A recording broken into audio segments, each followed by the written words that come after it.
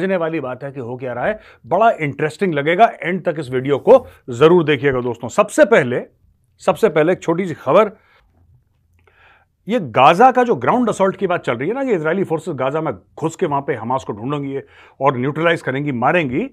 तो Amichai Chikli Israeli diaspora affairs minister, इसका ये बयान है। इसने ये लिखा है, पहले मैं आपको बता दूं इसने बोला क्या। इसने बोला, my recommendation for Hamas militants, lay down your weapons, raise up your hands, come from tunnel, may be there will be mercy. ये कह रहे हैं कि हमास मिलिटेंट्स को मैंने ये बोला है कि जो टनल सुरंगों में तुम छुपे वहां से आओ, हथियार डालो, हाथ ऊपर करो और शायद हम तुम पे रहम कर दें। मैं ये जो मंत्री जी हैं अमिखाई चिकली साहब, अमिखाई, मैं उनसे डिसएग्री करता हूं। पहली चीज तो ये मिलिटेंट्स नहीं है, टेररिस्ट है। ये हमारा नॉमेनक्लेचर ठीक होना चाहिए और मुझे नहीं लगता कि हमें उनको मिलिटेंट्स बोलना चाहिए। भारतीय मीडिया में भी बहुत लोग हैं जिनको प्रचंड खुजली है, प्रचंड खुजली, मिलिटेंट्स हैं। कश्मीर वालों को लश्कर तैयबा वो मिलिटेंट नहीं है, वो टेररिस्ट है। He is not a militant, he is a terrorist. आप जाइए इंटरनेट पे देखिए कि मिलिटेंट और टेररिस्ट के बीच में क्या फर्क है। ठीक है, they are not militants, they are terrorist. चाहे वो लश्कर तैयबा के हो, चाहे वो जैश मोहम्मद के हो, चाहे वो हिजबुल मुजाहिदीन के हो, हमास के हो, हिजबुल्लाह के हो, कोई भी हो, they are terrorist, they must be called terrorist. पहली बात तो मैं ये कहना चाहता हूं। दूसरी चीज, ये रहम की बात क्यों कर रहे हैं कि हाथ करके वो हथियार छोड़े ना छोड़े, हाथ ऊपर करे, हाथ नीचे करे, दाएं बाएं करे, उससे क्या फर्क पड़ता है। हमास के हाथ यहूदियों के खून से रंगे हुए हैं। और देखिए, मैं आपको एक बात बताता हूं, काफी लोग ये कह रहे हैं ना कि इजराइल को बदला नहीं लेना चाहिए, प्रोफेशनल रखना चाहिए इसको। एक नहीं यार, मैं एक बात बताऊं दिल की दोस्तों आपसे, बदले का स्वाद ही कुछ और होता है। मुझे लगता है कि इजरायलियों को बदला लेना चाहिए और बदले की भावना से काम करना चाहिए, तभी काम पक्का होगा। अगर ज्यादा प्रोफेशनल में लग गए ना कि नहीं फौज को ये नहीं करना चाहिए, professionally we should not do, ये this is nonsense, this is absolute nonsense. मुझे लगता है कि Israeli army should just go and wipe out Hamas, and they should do it with a sense of vengeance, a sense of revenge. ठीक है ना, तब जाके ये मामला खत्म होगा। वरना देखो, मैं आपको बताता हूं इजरायलीज ने कितनी मदद करी पैलेस्टीनियंस की। तो माओ लाखों लोगों को नौकरियां दी 10 गुना ज्यादा पैसे पे, क्योंकि जाहिर सी बात है इनकी इकोनॉमी बहुत अच्छी है इजराइल की। तो उनके लिए अस्पताल, स्कूल, सारे, मतलब आप ये लगा लो कि बॉस क्या क्या उन्होंने नहीं करा, क्या क्या फैसिलिटीज नहीं दी। और वो गाना है ना पुराना, अच्छा सिला दिया तूने मेरे प्यार का, वही हुआ है इजरायलियों के साथ। The Israelis have been betrayed by the very people that they trusted. This is the bottom line. They trusted the fact that these Palestinians who are coming, you know, क्योंकि वो इजराइल को देखेंगे, इजरायली लोगों से मिलेंगे, उनकी दोस्तियां होंगी, घुलेंगे मिलेंगे, तो दे विल ऑल्सो, वो दुश्मनी भूल जाएंगे। ये दुश्मनी भूलने वाले लोग नहीं है भाई। कोई भी हो पैलेस्टीनियन, वो हमास का हो, हमास का नहीं हो, जिहाद फी सबीलिल्लाह उसके यहां पे लिखा हुआ है। वो जिहाद करने आ रहा है। उन्होंने 2 साल रेकी करी, जो भी वापस जाता था इंफॉर्मेशन देखे कि जनाब ये देखा, ये देखा, ये देखा। वो हमास 2 साल से तैयार करके तब तो जाके अटैक हुआ है। 2 साल की पूरी तैयारी हुई है, समझ रहे हैं आप। तो भरोसा नहीं करना दोस्तों। मैंने आपको कल भी बताया था, आज की तारीख में जितने भी फिलिस्तीन वाले हैं, इनको मुस्लिम देश क्यों नहीं ले रहे? क्यों नहीं कह रहे कि आ जाओ, 20,000 हम पाल लेंगे। कोई बड़ा देश हो वो कहेगा कि 2 लाख हम पाल लेंगे, कोई बात नहीं, तुम आ जाओ। कोई कहेगा ठीक है, हम मध्यम दर्जे के हैं, हम लाख पाल लेंगे। कितने सारे मुस्लिम देश हैं। कोई अगर 1000 भी लेगा, कुछ फ्यू थाउजेंड लेगा, तो पूरे वहां पे आराम से बच सकते हैं जब तक इनकी प्रॉब्लम्स हो। नहीं ले रहे। इजिप्ट नहीं ले रहा, सीरिया नहीं ले रहा, जॉर्डन नहीं ले रहा। ये क्यों नहीं ले रहे इनको? क्योंकि इनको पता है जो इन्होंने किंग हुसैन जॉर्डन का था, उसके साथ जो इन्होंने 1970 में करा था ब्लैक सितंबर में, फिर ये कूटे गए बाद में, जो इन्होंने गद्दारी उसके साथ करी थी, उनको पता है कि ये गद्दारी फिर से करेंगे जिस मुल्क में जाएंगे। इसलिए मुस्लिम मुल्क भी इनसे डरते हैं, क्योंकि इनके गद्दारी के किस्से बहुत पुराने। ठीक है, इनको सपोर्ट करते हैं, 80 भी मुसलमान थे तो 80 मुसलमान, वो मैटर है, लेकिन अपने घर में नहीं बुलाते इनको। दूर दूर रहो। कोई इनको घर में बुलाने को राजी आज की तारीख में नहीं है दोस्तों। दूसरी ये खबर है कि आईडीएफ ने ट्वीट करा है, इजराइल डिफेंस फोर्सेज ने, कि हमास ने तेल और मेडिकल सप्लाईज की चोरी कर दी। यूनाइटेड नेशंस का जो रेफ्यूजी वाला जो मामला है, महकमा है, उसके पास काफी कुछ तेल पड़ा था, काफी कुछ मेडिसिन पड़ी थी, और उसके पास डिसैलिनेशन यानी कि जो खारा पानी है समुद्र का दोस्तों, उसको वापस मीठा पानी बनाने के लिए जो पूरा प्रोसेस होता है, कुछ मटेरियल रिक्वायर्ड होता है, वो सारा का सारा हमास वालों ने चोरी कर लिया है। और ये प्रूव करता है कि भैया अगर आपने ये सब लिया है तो क्या आपने आम जो लोग हैं पैलेस्टीन के, आपने उनकी मदद करी? गाजा वालों की मदद करी? आपने नहीं करी। You are not interested in helping them. आप खुद ही से इंटरेस्टेड हो कि भाई हमारा क्या भला हो सकता है, उन्होंने चोरी कर दी। तो आतंकवादी तो थे ही, अभी हमास वाले चोर भी निकले हैं दोस्तों। अच्छा, एक बड़ी इंटरेस्टिंग स्टोरी है, ये मैं देख रहा था आज। What propelled Hamas to take around 200 hostages. लोग कहते हैं ना हमास ने हॉस्टेजेस क्यों लिए दोस्तों, इसके पीछे भी इतिहास है। और मुझे लगता है कि आज के वीडियो का ना सबसे इंटरेस्टिंग पार्ट यह है कि हमास ने ऐसा करा क्यों। इसके कई कारण हैं। इसका यह भी कारण है कि इजराइल से जब बातचीत होगी, क्योंकि लड़ाई जब खत्म होती है तो बातचीत होती है, फिर आप नेगोशिएट बेहतर कर पाते हैं कि हमारे पास इतने बंदे हैं, तुम्हारे पास कितने, चलो एक्सचेंज करते हैं। एक तो यह बात है। दूसरी चीज यह है कि वो उनको वहां पे रखेंगे जहां पे उनको पता है इजरायली बम मारेंगे, तो वहां पे रखेंगे और इजरायलियों को बताएंगे हमें पता है तुम यहां पे बम मारने वाले हो, देखो यहां पे तुम्हारे 50 बंदे यहां पे हैं, तुम बम मारोगे ये भी मर जाएंगे, ये भी है।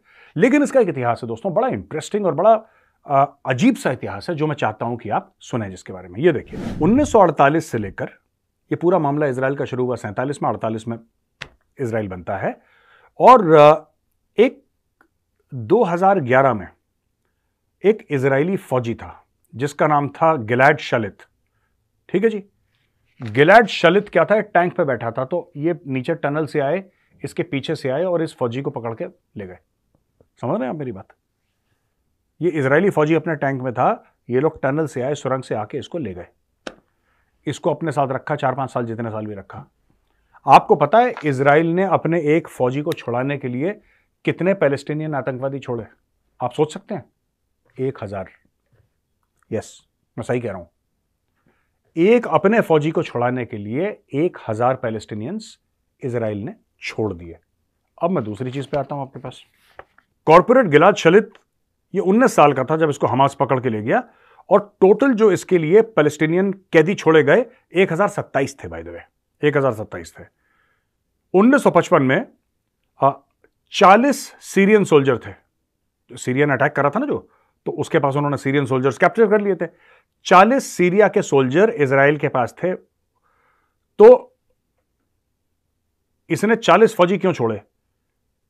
4 अपने फौजी लेने के लिए सीरिया से, और एक अपना मरा हुआ फौजी जिसने खुद को फांसी लगा ली थी, सीरिया की जो बंदी बना हुआ था उसने खुद को फांसी लगा के अपनी जान दे दी, उसकी डेड बॉडी लाने के लिए। क्योंकि इजरायलीज ये कहते हैं कि जिंदा है या मरा है हमारा बंदा, और उसकी डेड बॉडी कम से कम उसके परिवार तक तो पहुंचानी हमें चाहिए।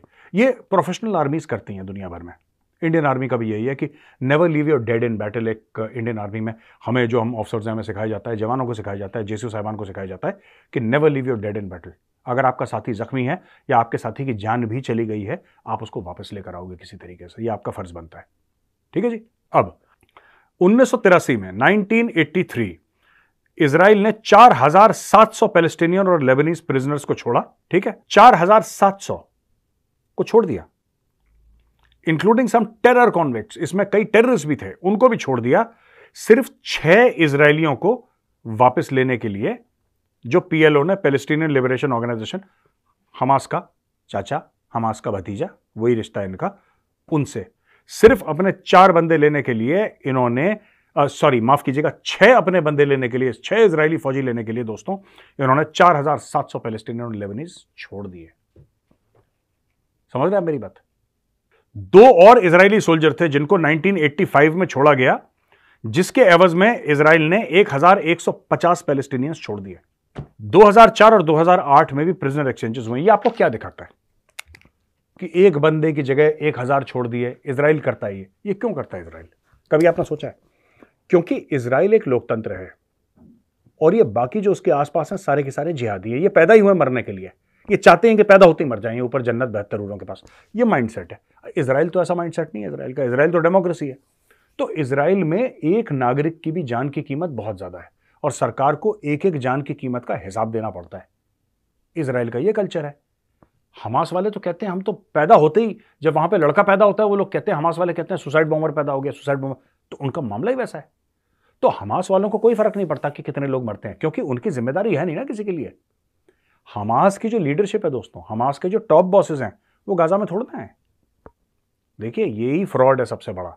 पाकिस्तान का देख लो, पाकिस्तान कितने जिहादी कश्मीर में भेजता है कि नहीं भेजता, आपको पता है? वो सारे के सारे तो गरीब है। कभी आपने सुना है किसी पाकिस्तानी जर्नल का बेटा पहुंच गया श्रीनगर में जिहाद लड़ने के लिए? या पाकिस्तानी ब्यूरोक्रेट का बड़ा नौकर चाकू था, उसका लड़का पहुंच गया? या पाकिस्तानी बहुत टॉप के बिजनेसमैन का कोई बेटा पहुंच गया? नहीं, ये गरीबों के लिए है। ये जिहाद फिहाद बम से उड़ना उड़ाना ये सब गरीबों के लिए है। तुम जन्नत जाओगे। पाकिस्तानी क्या कहता है? पाकिस्तानी कहता है कि हबीबी तुम जन्नत जाएगी, मैं लंदन जाएगी। यही तो चक्कर है।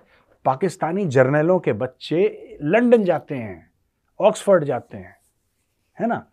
जो गरीब का बच्चा है वो कश्मीर जाता है लड़ने के लिए। तो मैंने आपको एग्जांपल कश्मीर का क्यों दिया? इसलिए दिया क्योंकि हमास का भी वैसा ही है। हमास की टॉप लीडरशिप जो है, टॉप के 4-5 लोग हैं, वो है ही नहीं वहां पे।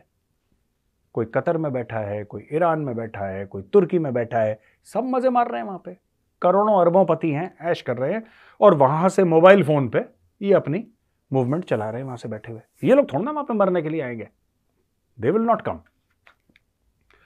तो दोस्तों ये स्टोरी है वहां की। तो मैंने बोला आपको बता दूं, इजराइल इसलिए बड़ा, जिसको कहते हैं ना कि इजराइल को बड़ा दर्द हो जाता है यार अगर इजराइल का एक फौजी चला। अब इजराइल का प्रधानमंत्री बेंजामिन नेतन्याहू कहां है?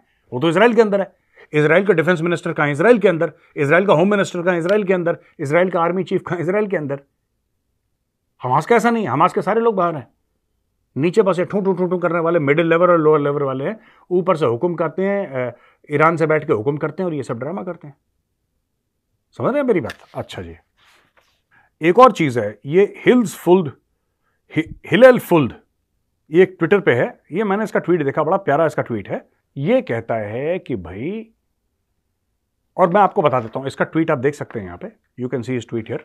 पर मैं आपको बताता हूं कि ये हिलेल फुल्द कौन है। ये टेक कॉलमिस्ट है, ये टेक्नोलॉजी पे लिखता है, और ये गूगल, माइक्रोसॉफ्ट और ओरेकल के लिए काम कर चुका है। तो इसका मतलब पढ़ा लिखा बंदा, is an educated fellow, right?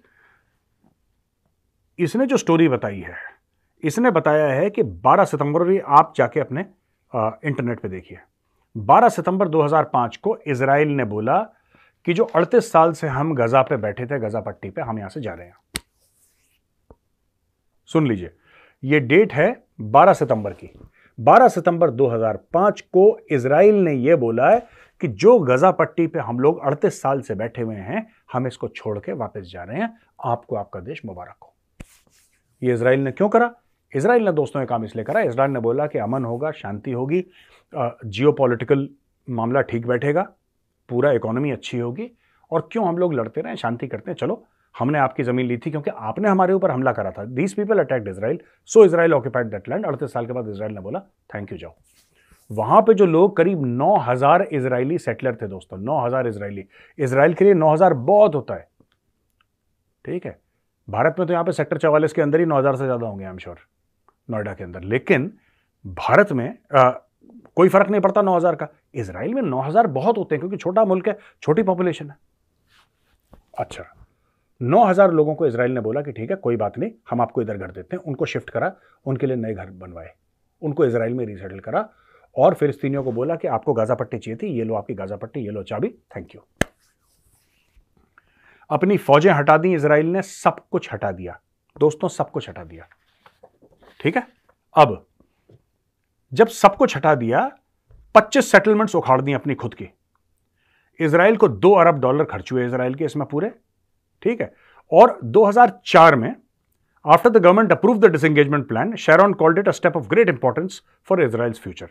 तो 2004 में इसको इसकी पार्लियामेंट ने अप्रूव करा। 2005 में इन्होंने बोला कि 12 सितंबर को नक्की करो, आ जाओ वापस। तो इन्होंने फिलिस्तीनियों को बोला कि तुम्हारी जमीन है, तुम इसको संभालो भैया, हम लोग जा रहे हैं यहां पे। तुम्हें यही प्रॉब्लम थी ना कि हम लोग यहां पे, हमने तुम्हें वो जमीन दी, राइट? अब क्या हुआ कि 2005 में ये जब हो गया, बट एक और 2007 में कॉन्फ्लिक्ट हुई, फतह और हमास। फतह एक और टेरर ग्रुप है, और Hamas took control of coastal enclave. इन्होंने पैलेस्टीनियन लीडर के साथ भी झड़पें करी हमास ने। अब मैं आपको बताता हूं उसमें चक्कर क्या है। जितने भी लोग हैं हमारे, काफी स्टूडेंट हैं बेंगलोर में, कह रहे हैं हम, इनको पता ही नहीं है बच्चों को, ठीक है? ये जो सड़क पे आ रहे हैं, इनको खुद बुद्धि से बहल है। ये लोग क्या करते हैं, किसी का सुना, किसी का इसका सुना, इसका सुना, इतिहास की कोई नॉलेज नहीं है, आके ये वोक टाइप की ना, हाउ टू फिट इन। मैं बता रहा हूं, इनमें बड़ा इंफीरियरिटी कॉम्प्लेक्स है काफी बच्चों में। इनमें है कि how to fit in, how do we fit in यार, हम लोग फिट इन कैसे करेंगे इसमें, ठीक है। वो फलाना लड़का भी ये कह रहा है, फलानी लड़की भी कह रही है, चलो मैं भी चल। इनका भीड़ जो होती है ना, भीड़ की जो भीड़ मानसिकता होती है, भीड़ की, वो भीड़ की भीड़ मानसिकता के साथ ही लोग चल रहे हैं। अब देखो, इजराइल ने अपना धर्म निभाया, इजराइल ने बोला तुम ले लो, पर क्या ये हमास को मंजूर था दोस्तों? नहीं मंजूर था। तो जब हमास कहता है from the river to the sea Palestine will be free, तो सी के पास कौन है भाई? Who is near the sea? Israel. यानी कि ये चाहते हैं इजराइल को साफ कर दें। इनका नारा है, इनका प्रॉपर, अगर आप इंटरनेट पे जाएंगे इनकी वेबसाइट पे, ये कहते हैं कि हम लोग नहीं अग्री करते इजराइल को। भाई एक बात बताओ, इजराइल लड़ क्यों रहा है इनके साथ? इजराइल जो बना था वहां पे यूएन मैंडेट से बना था, यूनाइटेड नेशन ने बोला था कि ये जमीन इजराइल की होगी। अब एक बात बताओ यार, ये लोग मानने को तैयार नहीं कि इजराइल वहां पे रहे, कह रहे हैं इजराइल को हम खत्म कर देंगे। हमास की ये लड़ाई है। तो इसमें मैं इजराइल के साथ, काफी लोगों ने मुझे मैसेज करा कि मेजर साहब ठीक है आप इजराइल के साथ हैं, हम भी इजराइल के साथ हैं, लेकिन आप इतने रोज इतने दम से क्यों इजराइल के सपोर्ट में बोल रहे हैं? मैं आपको बताता हूं, हम दोनों देश रेडिकल इस्लामिक आतंकवाद से पीड़ित हैं, ठीक है, दोनों देश, इजराइल भी और इंडिया भी। आपको क्यों लगता है कि इंडिया में इतना सपोर्ट है इजराइल के लिए? क्यों? कितने इंडियंस गए होंगे इजराइल? बहुत कम, वेरी फ्यू, बहुत कम, ना के बराबर इजराइल गए होंगे। कितने इजरायली इंडियंस आए? बहुत कम। लेकिन हमारी प्रॉब्लम एक है यार, हमारी प्रॉब्लम एक जैसी है, इसलिए इतना ज्यादा इजराइल के लिए सपोर्ट है। और हम लोग एडमायर करते हैं इजराइल को, उसकी टेक्नोलॉजी के लिए, उसके दमखम के लिए, और इजराइल का हिट बैक करने का जो मामला है कि हिट बैक करेगा इजराइल, उसके लिए। तो कहने की बात यह है, what I am trying to tell you is that ये जो पूरी चीज है ना कि इजराइल ने बोला कि छोड़ दो, चलो छोड़ दो, फिर हमास ने बोला कि नहीं हम आपको जिंदा नहीं रहने देंगे। दोस्तों पूरी कहानी यही है। हमास वाले आतंकवादी हैं, हिजबुल्लाह वाले आतंकवादी हैं, फतह वाले आतंकवादी, इनका काम ही ये है किसी तरीके से यहूदियों को मारो और वहां पे एक इस्लामिक साम्राज्य वहां पे गठित कर दो, कोई और धर्म वहां पे ना चले, बस ये लोग ये चाहते हैं। मैं पूरे पैलेस्टीनियंस को ब्लेम नहीं कर रहा इसमें, I am not blaming Palestinians. Though Palestinians are also to blame for supporting Hamas. वो चुन के आए ना हमास, आपको पता है आतंकवादियों के इलेक्शन चल रहे हैं भैया वहां पे। तो ये स्टोरी है आज की। तो दोस्तों अब हम आते हैं क्वेश्चन एंड आंसर्स में। पहला दोस्तों सवाल ये है कि काव्यान शिंदे का है पहला सवाल। काव्यान जी ये कहते हैं कि हमने देखा है कि जो इमिग्रेंट हैं, जो बाहर से लोग आते हैं सेटल कर रहे हैं यूरोप में और यूएस में, ये हाईली रेडिकलाइज्ड, बहुत ज्यादा रेडिकलाइज्ड हैं, जहां पे रेडिकलाइजेशन है, सीरिया, पैलेस्टीन, ये खुल के हमास को सपोर्ट कर रहे हैं। अगर कोई इमरजेंसी सिचुएशन है इजराइल जैसी होती है यूरोप और यूएस में, तो क्या इन हाईली रेडिकलाइज्ड इमिग्रेंट्स को वहां से डिपोर्ट कर सकते हैं? मुझे लगता है कि इमरजेंसी सिचुएशन का भाई साहब वहां पे वेट नहीं करना चाहिए। जो भी है, जो दिख गया आपको सीसीटीवी में कि ये प्रोटेस्ट में आया था, उसको पकड़ के डिपोर्ट करो। मैं बता रहा हूं, ये ओसामा बिन लादेन के बच्चे हैं, उसकी औलादे हैं, इनमें से कोई अमेरिका के बीच, और ये अच्छा हुआ, ये जो इजराइल के खिलाफ प्रोटेस्ट कर रहा है, अच्छा हुआ ये लोगों के सामने नजर में आ गए, वरना दिखते थोड़ा ना।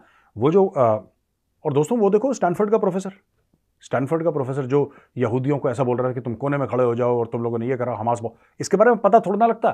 वो तो अच्छा हुआ लड़ाई हो गई, इससे कई दीमक जो है वो लकड़ी से निकले। पूरे यूरोप में जो हो रहा है, इंडिया वालों ने तो टाइट कर दिया इनको, और उत्तर प्रदेश में तो बिल्कुल ऐसा है, बिल्कुल कैसी चूड़ियां कस रखी हैं कि बोल दे कोई मुंह से फिलिस्तीन तो थैंक यू ही हो जाएगा उसका वहां पे। भानु तेज जी का दूसरा सवाल है, in the context of modern warfare what do you think is the significance of non kinetic? Bhanu ji ये पूछ रहे हैं कि मॉडर्न वॉरफेयर में, यानी कि जो मॉडर्न युद्ध होते हैं उसमें नॉन काइनेटिक, दोस्तों काइनेटिक वो होता है जिसमें कि लड़ाई झगड़ा गोला बारी ये सब फिजिकल जिसमें होता है फाइट, उसको काइनेटिक बोलते हैं। नॉन काइनेटिक होता है कि जिसमें इसके अलावा जो लड़ाई होती है, जैसे कि सूचना युद्ध हो गया, जिसको हम इंफॉर्मेशन वॉरफेयर भी कहते हैं। तो कहते हैं कि इंफॉर्मेशन वॉरफेयर कितना इंपॉर्टेंट है? बिल्कुल इंपॉर्टेंट है, बहुत ज्यादा इंपॉर्टेंट है। यूक्रेन ने पूरा का पूरा सूचना युद्ध का फायदा उठाया है, यूक्रेन ने पूरा फायदा उठाया है। आज की तारीख में जो यूक्रेन है उसका जो जेलेंस्की है वो सबसे बड़ा चोर है। सीआईए कहता है चोर है, सीआईए कहता है हमारे पैसे खा गया है, लेकिन पूरे वेस्टर्न वर्ल्ड के सामने हीरो बन रखा है वो। क्यों? सूचना युद्ध कहते हैं, हर जगह फौजी ड्रेस पहन के पहुंच जाता है, हर जगह पैसे मांगता है वो, फौजी ड्रेस पहन के लोग उसको पैसे देते हैं, वो अपना गेम खेल रहा है। ठीक है, अब यहां पे देख लीजिए, हमास ने, कहते हैं गुड़िया जो होती है ना, गुड़िया जो प्लास्टिक की गुड़िया होती है, उसको लपेट के कि एक बच्चा शहीद हो गया, उन्होंने गुड़िया ऐसे करी है, वो भी सूचना युद्ध कर रहे हैं। तो भैया सूचना युद्ध तो दुनिया में चलता ही है, सभी लोग करते हैं सूचना युद्ध। Information warfare is the key today. It overall अगर हम उसको इन्फ्लुएंस ऑपरेशंस के एक अम्ब्रेला टर्म यूज करें तो बेहतर रहेगा। Information warfare is one aspect of influence operations. तो इस तरीके से हम देखें तो हमें समझ में आएगा कि मीडिया और सोशल मीडिया का वेपनाइजेशन कितना ज्यादा हो गया है और कितना इंपॉर्टेंट है। मीरानी ये कहते हैं कि there has been sudden improvement of Pakistani rupee compare to dollar. कह रहे हैं पाकिस्तानी रुपया जो है वो डॉलर के तहत सडनली इंप्रूव हो गया है। इन्होंने फ्यूल के प्राइसेस भी गिरा दिए हैं। क्या ये इसलिए हुआ है क्योंकि उनको फंडिंग मिली है भारत के अंदर आतंकवादी गतिविधियां करने की? How can a currency so abruptly improve when all economic parameters are knows diving? Basically कुछ भी नहीं हुआ है। इनकी फौज ने थोड़ी सी स्मगलिंग वगलिंग रोक दी, थोड़ा सा एक दो चीजों पर पाबंदी लगा दी, होर्डिंग पे पाबंदी लगा दी, तो रुपए थोड़ा सा इनका ठीक हो गया। और इनका रुपए जो ठीक हुआ है वो ऐसा कुछ ड्रामेटिकली ठीक नहीं हुआ है, अभी भी आई थिंक 280 285 के आसपास है, राइट? पहले ज्यादा बेड़ा गर्क हो गया था, अब कम बेड़ा गर्क है। तो कोई ये कहता है कि साहब Pakistani rupees performing very well, no it's not performing, it is performing horribly, but अब थोड़ा सा कम हॉरिबल है, पहले ज्यादा हॉरिबल था, यही फर्क है।